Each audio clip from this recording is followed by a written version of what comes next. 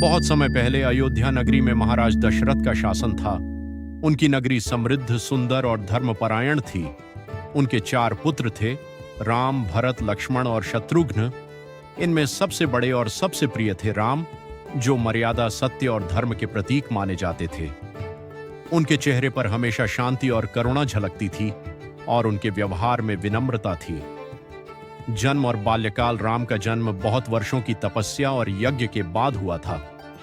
उनके जन्म से अयोध्या में आनंद की लहर दौड़ गई। बचपन से ही राम अत्यंत बुद्धिमान, वीर और दयालु थे। वे अपने भाइयों से बहुत प्रेम करते थे, विशेषकर लक्ष्मण से, जो हमेशा उनके साथ रहते थे। राम ने अपने गुरु विश्वामित्र से शिक्षा प्राप्त की और कम उम्र में ही उन्होंने अनेक राक्षसों का वध करके राशियों की रक्षा की।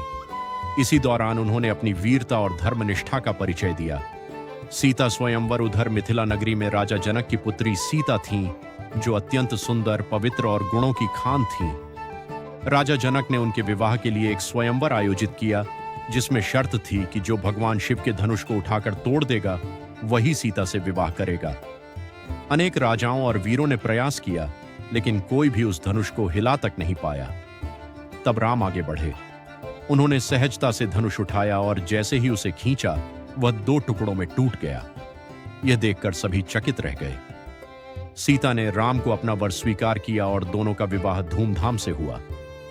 अयोध्या वापसी और वनवास विवाह के बाद राम, सीता और लक्ष्मण अयोध्या लौट आए।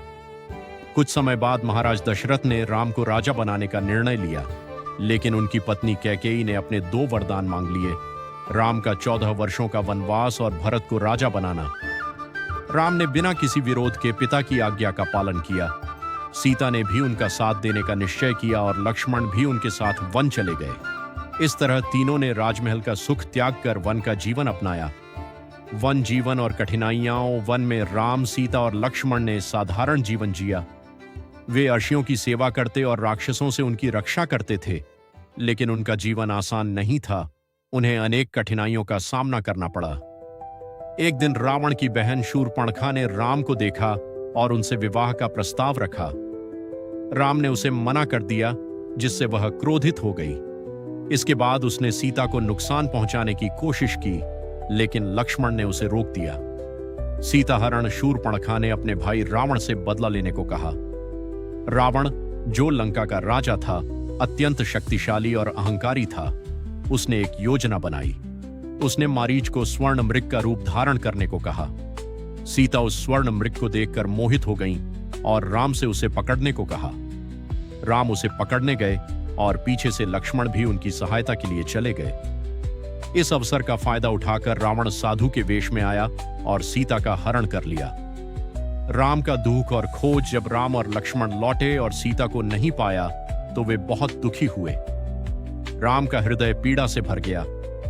उन्होंने सीता की खोज शुरू की और रास्ते में उन्हें अनेक सहयोगी मिले, हनुमान, सुग्रीव और वानर सेना। हनुमान राम के सबसे बड़े भक्त बने। उन्होंने समुद्र पार करके लंका पहुंचकर सीता को खोज निकाला और उन्हें राम का संदेश दिया। लंका युद्ध राम ने वानर सेना के साथ मिलकर लंका पर आक्रमण किया। समुद्र पर पुल बनाया गया और भयंकर युद्ध हुआ। इस युद्ध में राम ने रावण का वध किया और धर्म की विजय हुई। सीता की अग्नि परीक्षा सीता को वापस पाने के बाद समाज की शंका को दूर करने के लिए उन्होंने अग्नि परीक्षा दी। अग्निदेव ने उनकी पवित्रता की पुष्टि की और राम ने उन्हें सम्मानपूर्वक स्वीकार किया। अयोध्या वापसी 14 वर्षों का वनवास पूरा होने के बाद राम, सीता और लक्ष्मण अयोध्या लौटे। वहां उनका भव्य स्वागत हुआ और राम का राज्याभिषेक हुआ। यह दिन आज भी दीपावली के रूप में मनाया जाता है। राम राज्य, राम के शासन में अयोध्या में शांति, न्याय और समृद्धि थी। हर कोई सुखी था। राम ने एक आदर्श राजा के रूप में अपने कर्तव्यों का पालन किया। अंतिम संदेश राम और सीता की कहानी केवल प्रेम की नहीं, बल्कि त्याग, मर्यादा, धर्म और कर्तव्य की भी है। उन्होंने सिखाया कि जीवन में चाहे कितनी भी कठिनाइयां आएं, हमें सच्चाई और धर्म का मार्ग नहीं छोड़ना चाहिए।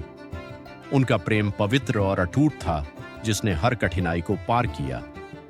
आज भी उनकी कहानी हमें प्रेरणा देती है कि सच्चा प्रेम, विश्वास और धर्म हमेशा विजय प्राप्त करते हैं।